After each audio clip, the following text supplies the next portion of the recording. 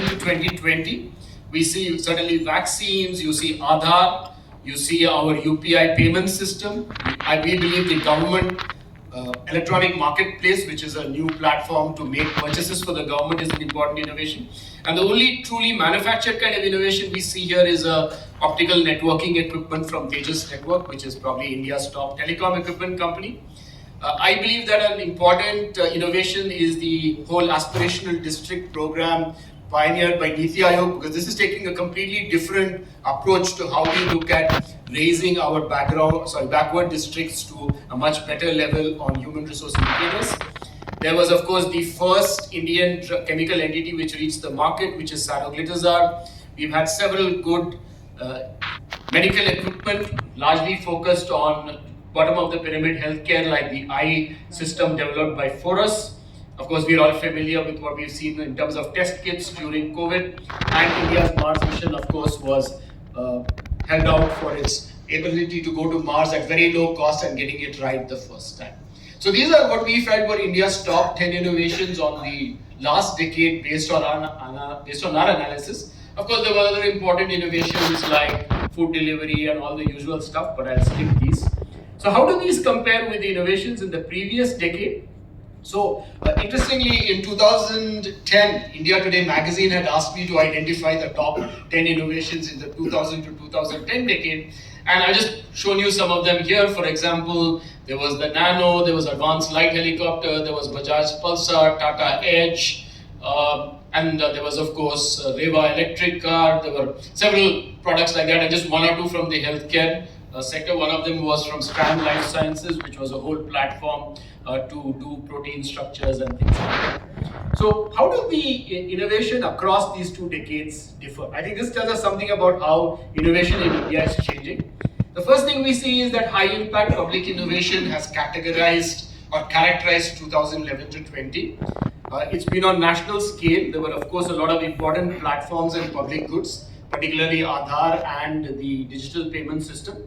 And clearly digital and data are important drivers, which of course should not be a surprise given the fact that they are very important drivers of innovation today. And of course, we're all familiar with the India Stack and other financial innovations which are building on the platform of these innovations. The other important thing we need to look at, take away from the recent decade is that healthcare has become certainly a major arena for innovation. Of course, COVID has been a major driver. But it's also interesting that while in the previous decade we had several innovations which were pioneered by large corporates, in this last 2011 to 20 decade, you've seen that seems to have dried up. You're not seeing those very visible, like the nano kind of innovation which you saw in the previous decade. You can't really identify one in this decade. So it's one of the interesting questions is why is this happening? What's really happening in Indian industry? Startups, of course, are emerging as major innovators, which is a good thing. But even among startups, we can say that deep tech innovation is an issue.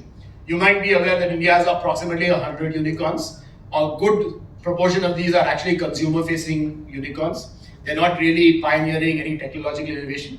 There are a few SaaS companies, of course, but SaaS, again, is really not a tech innovation in that sense. So while, of course, it's very nice to see Indian startups doing so well in terms of valuation, I think there are still some open questions of how well they are doing as far as innovation is concerned. There have been several important enablers. There's been the digital backbone. There has been the formation of the National Payment Corporation of India. We've had a lot of interesting volunteer activity. Many of you might know that these public goods have been created often through groups of volunteers, more in the spirit of the open source movement rather than top-down, very kind of corporate kind of innovation. Of course, government policies have played a role, so have government coordination initiatives. And we are fortunate to have seen a good amount of venture capital and private equity money coming into it. One point I would like to underline here is the role of the government, particularly during COVID, in creating or facilitating some consortia that brought the requirements and the suppliers together so that there was a much better link between supply and demand in a way. Two I might mention here. One is the National Biomedical Resources Indigenization Consortium, and another is a consortium for affordable and rapid diagnostics, both of which played an important role in this evolution. And we've also seen some fairly mature policy making from pockets of the government. One very important example of this is the Department of Biotechnology, which to my knowledge is the only department or ministry in the government of India, which has a comprehensive end-to-end innovation support program that supports private firms, government labs, R&D institutions and startups and academic institutions and across the entire chain, right from early stage all the way to commercialization. Of course, it's also interesting to note that in spite of this wonderful work that the DBT has been doing, we don't see biotech unicorns either. I just told you about those 100 unicorns. There are no biotech unicorns either. So one important question is, why don't we see biotech unicorns? So one possible argument for this is that, we don't have the high-end infrastructure, we don't have the kind of mature investors who are willing to take biotech innovation to the next stage. There's, of course, early stage investment, but the big investment in biotech happens once you go into trials and you start getting into the commercialization process. So this comment from one of the biotech startup entrepreneurs in a way symbolizes this argument. The market doesn't have the financial maturity or the infrastructural ecosystem seen in the US to quickly assess ventures and provide the next stages of growth capital and support. But interestingly, if you dig deeper, you will find that money and infrastructure is not the only issue. So I'm just going to very quickly take you through an example of new drug development. Many of you know, of course, that India's pharmaceutical industry is primarily focused on generics. But ever since India signed the WTO agreement in the mid-90s, we've also made some efforts at new chemical entity or new drug development. And Zydus Cadila, of course, was the first company to take a product all the way to the market, and that happened all the way back in 2013.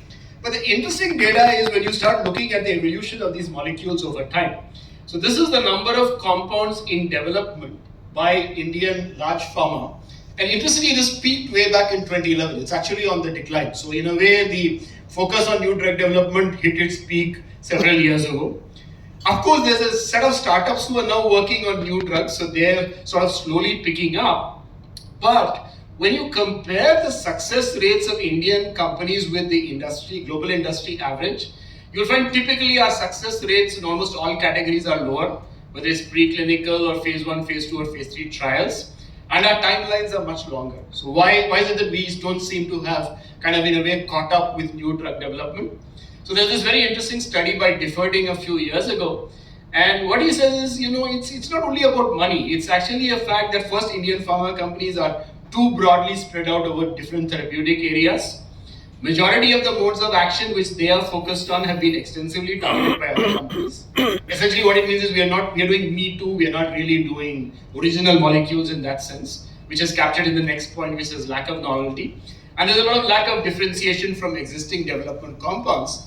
And Differding, of course, goes deeper into this and finally comes back to the same issues we identified with the innovation system earlier, which is weaknesses in scientific education, historical deficiencies in industry academia interaction, etc. So I think the challenges still remain. That's what I'm just trying to underline for all of you, that while we have made significant progress, there's still a long way to go. So I'm just going to conclude by telling you what are some of the big challenges that are ahead of us if we want to really build that innovation ecosystem which is leading the world or at least headed in that direction. I think we certainly need to first focus on solving the right problems. We have lots of challenges in India, and certainly we should, to my mind, we should be devoting a lot more of our attention to solving those problems in a unique way. We certainly need to build innovation capabilities in emerging technology areas. One of the reasons India's R&D spending is so far behind is we never got into the domains like semiconductors, which is where a lot of the advances are happening. We can't really afford to miss buses like that in the future. We need to create a new generation of innovators who are willing to take those big leaps. Like what I told you, right? They're not held back, they're not just trying Me Too ideas. They have the confidence to take those really big ideas and move forward. We need to, of course, sharpen industry-academia collaboration, which I think there's some good baby steps. We have things like the IIT Madras Research Park, various new sort of ways of looking at how you can bring industry and academia together, and I hope these become stronger. We need to certainly refine government support programs. I told you about DBT's program. It's still a bit of a mystery to me why this doesn't get replicated across other government departments and ministries. Established companies really need to pull up their socks and enhance R&D now. There's a really good article by Naushad Forbes a couple of weeks ago in the newspaper capturing the R&D challenge for Indian industry, and I really hope Indian industry will step up and really take on that challenge. And we need to look at creating some really good innovation clusters where people are working in a kind of collaborative way, academia, industry, research institutes, etc. Unfortunately, our traditional SEZ approach was more focused on real estate rather than collaboration. So we need to change that perspective if we want a lot more innovation to happen. So I'm going to skip all these slides and let me stop here.